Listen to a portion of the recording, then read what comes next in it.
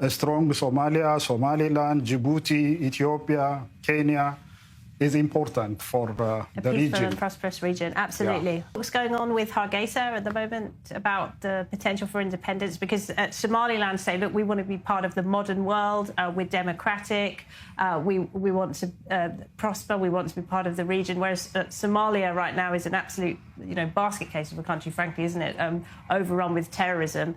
Do you think it's in Ethiopia's interest to work more closely with Somaliland? Somaliland. We're here to talk about all of those issues. I'm joined in the studio by His Excellency Ambassador Tesfaye Yetaye. He's the Ethiopian Ambassador to Israel. Welcome to the programme, sir. Great to have you with us.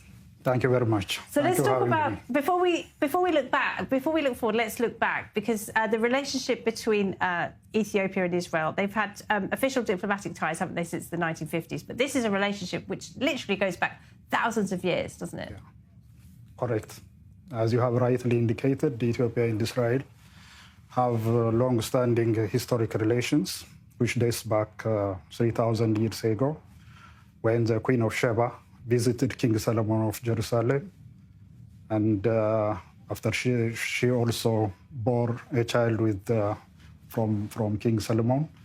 And that child, the name of that child was Abimelech. We call it in Ethiopian the local language, Menelik I. He was the first king of Ethiopia. At the age of 22, he came to Jerusalem and stayed for about 3 years. He studied Hebrew and also Judaism. And he came after 3 years. He asked his father, King Solomon, to go back to his country, Ethiopia. King Solomon gave him the Ark of the Covenant, and together with a number of people who could assist him. And then the first people-to-people relationship between Ethiopia and Israel started from that ancient, more than 3,000 years ago. So still it is vibrant. That is the history in short. And that's part of the reason we have the wonderful Ethiopian community here in Israel today. That's right. We have around 175,000 Ethiopian Jews here in Israel, and they are very good at bridging the relationship between our two countries, and they are participating in various economic, social, and whatever aspects of Ethiopia.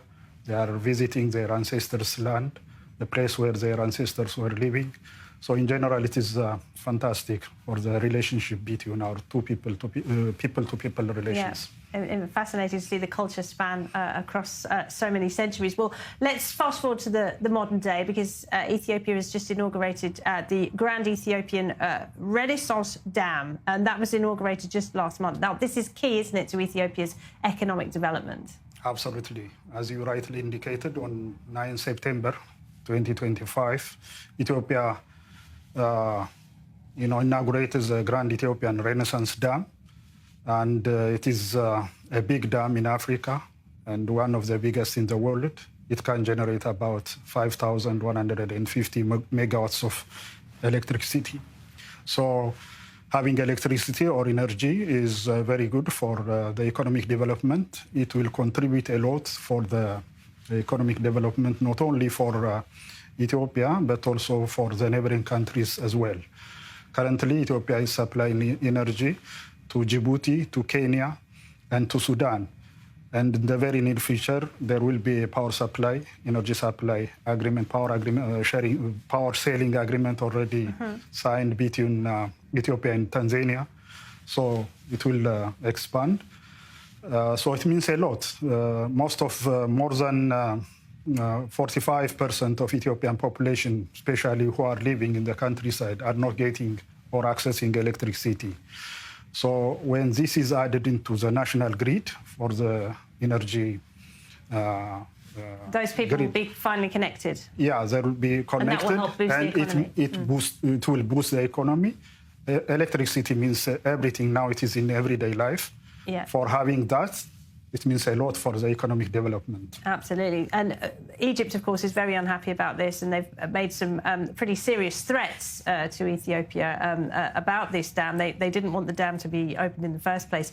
Are you worried about that, about the Egyptians and the conflict with them? Because, I mean, they've been doing things like recently they hosted talks with the president of Ethiopia's longtime foe, Eritrea. I mean, are you worried about the threats from the Egyptians? We are not worried as such, but let me put some context to this question. First and foremost, Ethiopia is the source of the Blue Nile, which is a major tributary to the river Nile, the longest river in the world.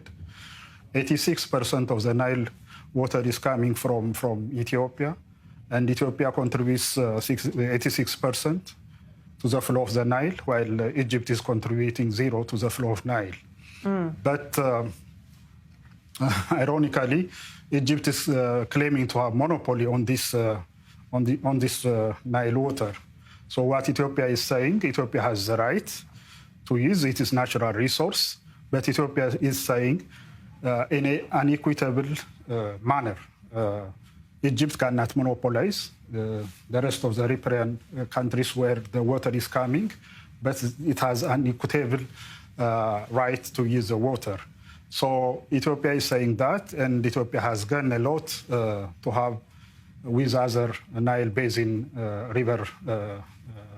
Nile Basin member states. So do you think you'll come to an agreement with them?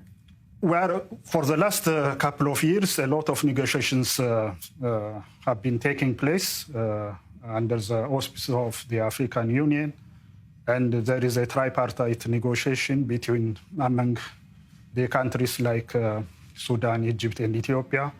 So far, meaningful results have not been yet achieved, but Ethiopia is still. Well, the dam's been inaugurated now. The dam is inaugurated, and Ethiopia's intention is the dam should be the source of cooperation rather than confrontation and conflict and a kind of that. But Ethiopia always saying, let us have a win-win situation without resorting to kind of destabilization or unwanted things like conflict or whatever. We've seen there's enough conflict going on already in this part of the world, isn't there? Of course. There's a lot of change in the strategic Horn of Africa region right now. And one of the biggest sources of excitement right now is that there might be independence for Somaliland. Where does Ethiopia stand on that? Would Ethiopia recognize an independent Somaliland? Well, Ethiopia is always trying to have a peaceful, stable Horn of Africa region. Ethiopia wants us to have the Horn of Africa to be integrated economically, interdependence as far as development is concerned. So any stable situation, any peaceful situation that leads us to development and prosperity is what Ethiopia is aspiring to come. So Ethiopia accepts stability, prosperity, development, regional economic integration, and a kind of this that help us to alleviate the people from poverty and to lead meaningful and... Are there any talks going on with Hargeisa at the moment about the potential for independence? Because Somaliland say, look, we want to be part of the modern world. We're democratic. We want to prosper. We want to be part of the region. Whereas Somalia right now is an absolute, basket case of a country, frankly, isn't it? Overrun with terrorism. Do you think it's in Ethiopia's interest to work more closely with Somaliland? We are closely working with Somaliland. We are closely working with Somalia to fighting the terrorism. Al-Shabaab is there, and Ethiopian troops are on boot in Somalia. For the last 2 decades, Ethiopian troops are fighting the Al-Shabaab. Now, what worries us is Al-Shabaab is going to have a relation, a cooperation, a kind of that with the Houthi. So if that is, we are working not this kind of thing to happen. Are there any signs of that happening already? Yeah, there are some intelligence, kind of, cooperation and tacit cooperation kind of that. But still we are watching closely, not only Ethiopia, but other concerned states are also looking at it. So that should not be allowed. and terrorism should not be allowed to become strong and create havoc in the region. So that is Ethiopia's interest. A strong Somalia, Somaliland, Djibouti, Ethiopia, Kenya is important for the peaceful region. and prosperous region, absolutely. Yeah. Ambassador, thank you very much indeed. Thank you very much. Thank you.